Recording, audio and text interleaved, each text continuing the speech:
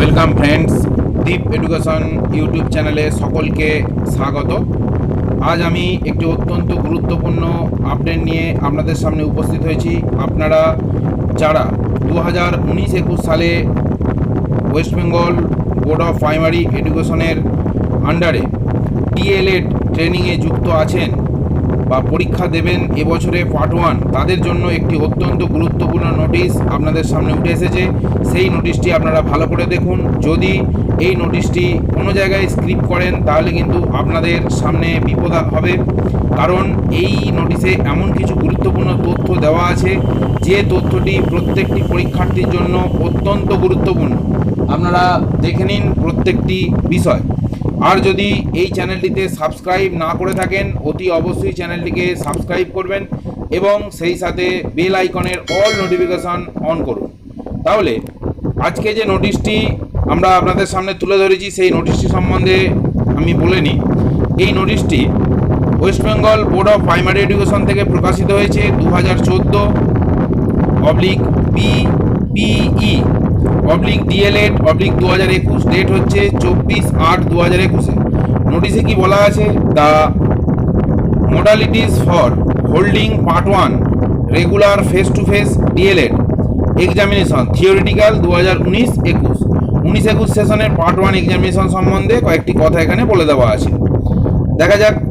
Examination schedule as notified under number 196/BPE/DLED 2021, dated 3/8/2021, অর্থাৎ August মাসের 3 তারিখে যে নোটিশ বেরিয়েছিল 196, সেই নোটিশ অনুযায়ী পরীক্ষার ডেট আপনারা দেখে নিয়েছেন। 1 তারিখ হচ্ছে চাইল্ড স্টাডিজ CC01, 2 তারিখ হচ্ছে CPS বাংলা, হিন্দি, উর্দু, নেপালি অর্থাৎ ল্যাঙ্গুয়েজ গ্রুপ। 3/9/2021 হবে CPS 02 মানে ল্যাঙ্গুয়েজ 2, সেটি হচ্ছে ইংলিশ। 4/9/2021 12টা থেকে 3টে পর্যন্ত হবে CPS 4 মানে এনভায়রনমেন্টাল সায়েন্স। 6/9/2021 হবে CPS 03, সেটি হচ্ছে ম্যাথামেটিক্স। তাহলে এইভাবে পরীক্ষার শিডিউল আপনারা দেখে নিয়েছেন। এরপর এই শিডিউল সম্বন্ধে কয়েকটি গুরুত্বপূর্ণ তথ্য আপনাদের সামনে আমি তুলে ধরি। এখানে যে 184/BPE/DLED 2021 ডেটেড 23/7/2021 যে নোটিফিকেশন করা হয়েছিল, 194/BPE/DLED 2021 ডেটেড 2/8/2021 এই নোটিফিকেশন, এবং 196 যে নোটিফিকেশনটির কথা আমি বললাম, এই তিনটে নোটিফিকেশনের রেসপেক্টে DElEd part 1 examination for the session 2019-21, the following modalities for holding the DElEd part 1 examination theoretical. তাহলে তার জন্য কি বলা হচ্ছে না, the prescribed blank answer script মানে ব্ল্যাঙ্ক খাতা of the board will be available in the log in of the respective institutes and also in the following 2 websites. অর্থাৎ আপনাদের পরীক্ষার জন্য যে ব্ল্যাঙ্ক খাতা বোর্ড থেকে সরবরাহ করা হবে, সেই খাতাটি 2টি ওয়েবসাইটে আপলোড করা হবে। সেই ওয়েবসাইট দুটি কি কি আপনারা দেখে নিন। wbbprimary.education.org অথবা www.wbbpe.org। 1 day ahead of the first days of examination, অর্থাৎ 1 তারিখে আপনাদের পরীক্ষা শুরু হচ্ছে, তার একদিন আগে অর্থাৎ 31শে আগস্ট আপনারা ওয়েবসাইটে গিয়ে, এই যে 2টি ওয়েবসাইট বললাম, এই ওয়েবসাইটে গিয়ে পরীক্ষা দেওয়ার জন্য ব্ল্যাঙ্ক সিট আপনারা ডাউনলোড করে নেবেন এবং সেটিকে যথাসম্ভব প্রিন্ট করিয়ে আপনারা নিয়ে চলে আসবেন।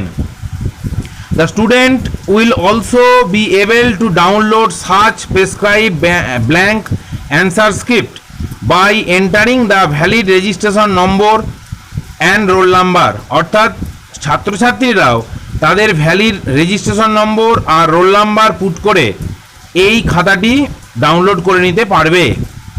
An examinee shall have to download the blank answer script and print them out. তাহলে একজন এক্সামিনি তার কর্তব্য হবে যে ব্ল্যাঙ্ক অ্যান্সার স্ক্রিপ্টটাকে ডাউনলোড করে নেওয়া এবং প্রিন্ট করে রাখা। All answers are to be written only on the answer script to be provided by the board, অর্থাৎ বোর্ড যে অ্যান্সার স্ক্রিপ্ট প্রোভাইড করবে সেই অ্যান্সার স্ক্রিপ্টেই কেবলমাত্র উত্তর লিখতে হবে, অন্য কোনো কাগজে উত্তর লিখলে হবে না।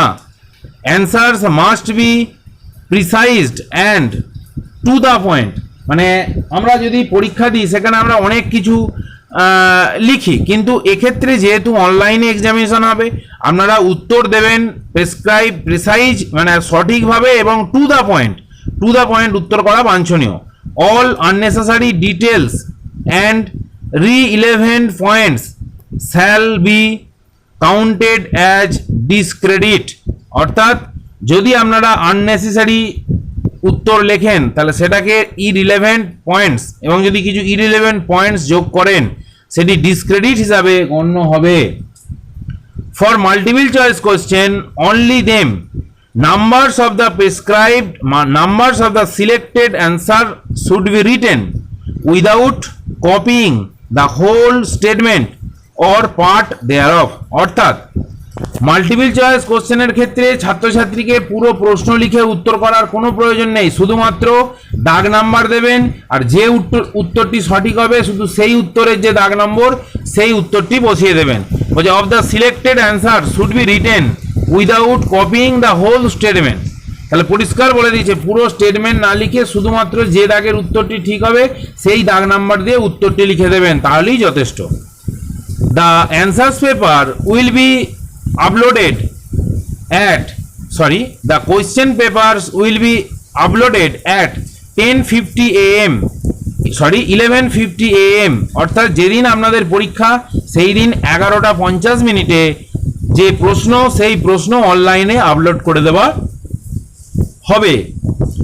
Sharp on each day in the log in of the respective institutes and also in the following two websites of the board, অর্থাৎ বোর্ডের এই দুটি ওয়েবসাইটেও কিন্তু আপনারা এই প্রশ্ন পেয়ে যাবেন। The students will be able to download the question papers by entering the valid registration number or roll number, অর্থাৎ ভ্যালিড রেজিস্ট্রেশন নম্বর এবং রোল নাম্বার দিয়ে তারা ডাউনলোড করে নিতে পারবে। If a student or candidate is unable to download the answer script blank খাতা, মানে যদি কোনো ছাত্রছাত্রী ব্ল্যাঙ্ক খাতা ডাউনলোড করতে অকৃতকার্য হয় or the question paper or both, he may contact the concern or the nearest DElEd institute by 11:50 AM, অর্থাৎ যদি কোনো ছাত্রছাত্রী কোনো প্রশ্ন বা খাতাপত্র ডাউনলোড করতে অসমর্থ হয় তাহলে তারা যেন তাদের নিজের যে ইনস্টিটিউট আছে সেই ইনস্টিটিউট অথবা পার্শ্ববর্তী যে ইনস্টিটিউট আছে সেই ইনস্টিটিউটের সাথে যোগাযোগ করে, তারা সেখান থেকে সেই ছাত্রছাত্রীকে খাতা বা প্রশ্নপত্র প্রোভাইড করে দেবে।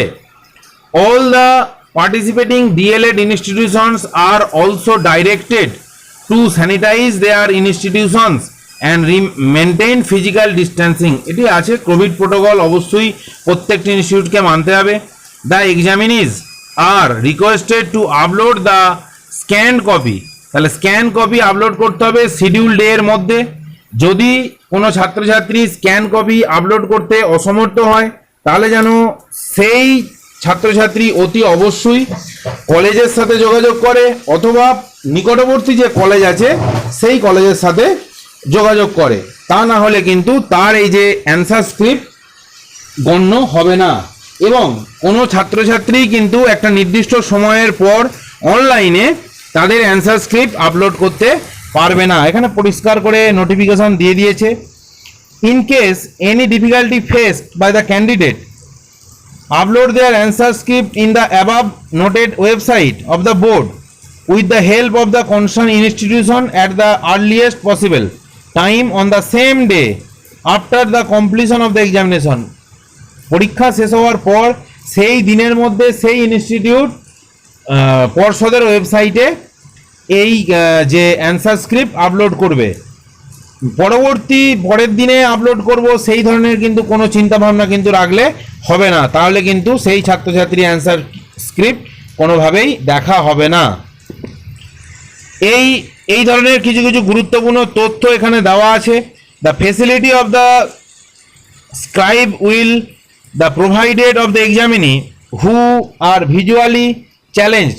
তাহলে যে সমস্ত ছাত্রছাত্রী বা ক্যান্ডিডেট ভিজুয়ালি চ্যালেঞ্জ, তাদের জন্য যে রিডার্স অথবা রাইটার্স হিসাবে অনেকে ব্যবহার করে থাকেন, 40% ডিসেবিলিটি যদি থাকে, তার জন্য একটি ফরম্যাট নিচে দেওয়া আছে।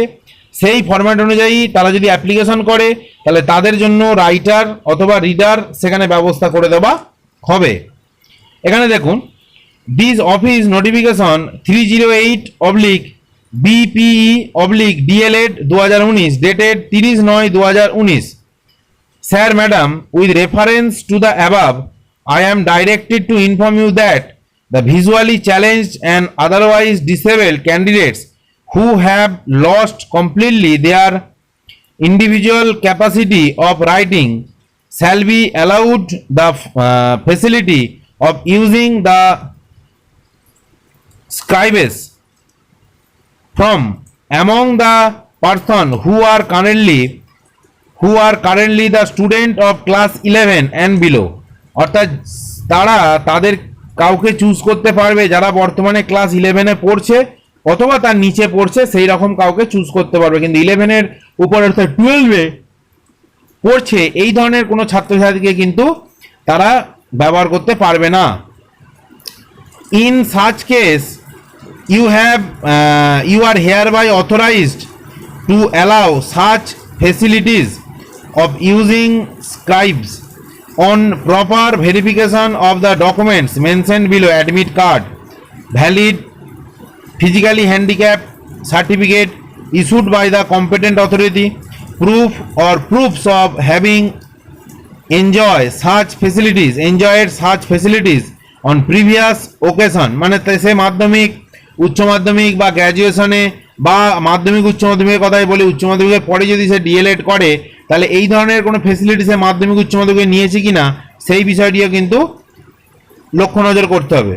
The academic standard of the scribe duly certified by the head of the institution where the scribe was been reading.